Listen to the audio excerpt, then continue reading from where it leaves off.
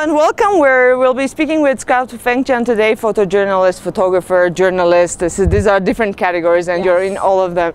Scout has just joined, she just returned from Qarabağ, and thank you for coming here. No, it's great to be here. It's good to see you again.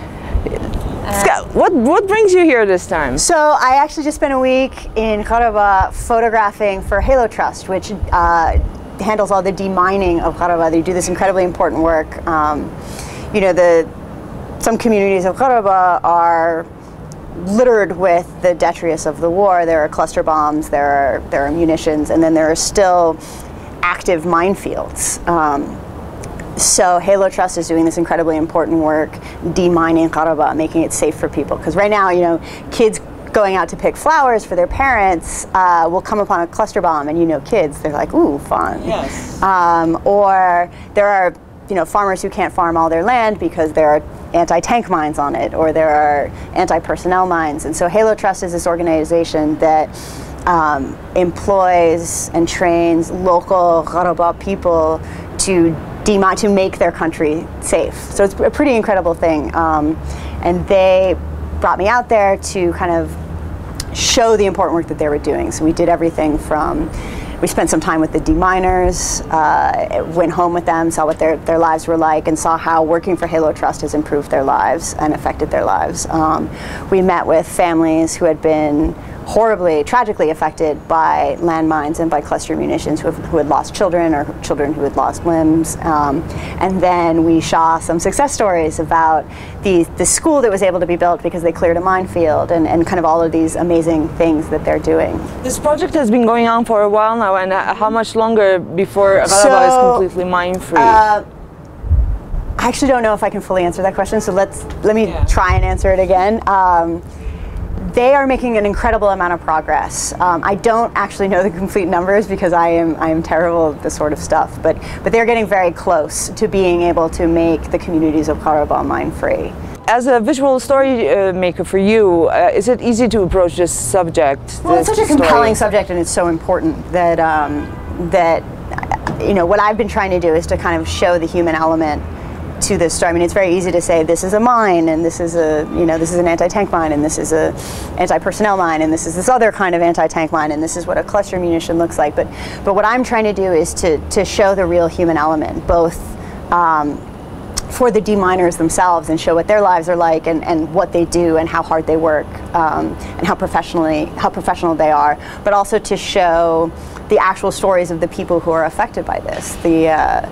You know, the parents who are terrified that their kids are going to run off into a minefield, because kids are kids and you can't control them all the time.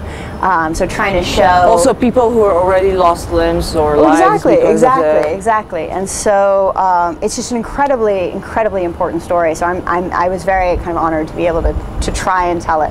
And I'm very excited to be holding and already dropping twice your book, because I've been looking for it. I've been following your Armenian Diaspora Project, and you've worked on this for 6 years. Because I'm an insane person.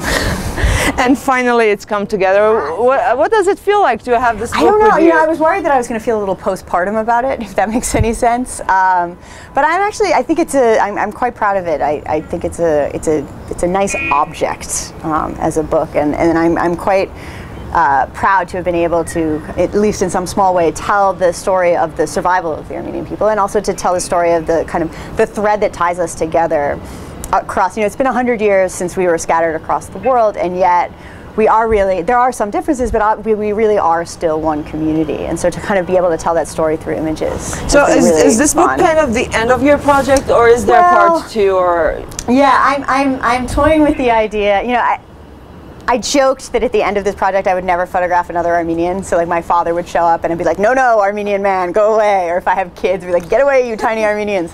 That obviously is not the case. No selfies as well? No selfies. Selfies are out. No Armenian pictures. That obviously is not the case, and was never the case. I'm still fascinated by our stories, and there's still so many stories out there. There are so many places I didn't get to.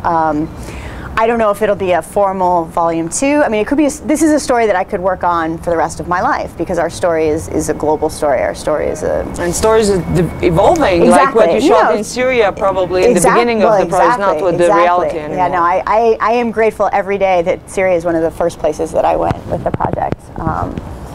because I was able to show at least a little bit about what the community used to be like. But yeah, I hope to continue to work on it. I wanted the book to come out last year because I wanted us to be able to celebrate our survival at the same time that we were mourning our losses 100 years after the genocide, to show that, you know, our story is a tragic one, but our story is also a story of success and survival, and a story of, you know, that we have continued to be Armenian, despite, you know, not all of us being in Armenia. And so I wanted the book to come out then. That said, I'll probably be working on this larger story for the rest of my life, amongst other things. And what other things? Well, I have a few things in the works right now, but right now I'm pretty focused on, I'm still kind of immersed in the Halo Trust story. So I haven't edited all of that stuff, so I'm quite immersed in that. I'm hoping to continue telling that story. And what about the elections in America? You've been a big part of the last 2 elections. I know, I'm kind of avoiding this one so far. I keep saying I'm going to go out and do something with it, and I keep finding an excuse not to. But I don't know. I'm gonna say I'm currently avoiding it. Will probably get sucked in at some point.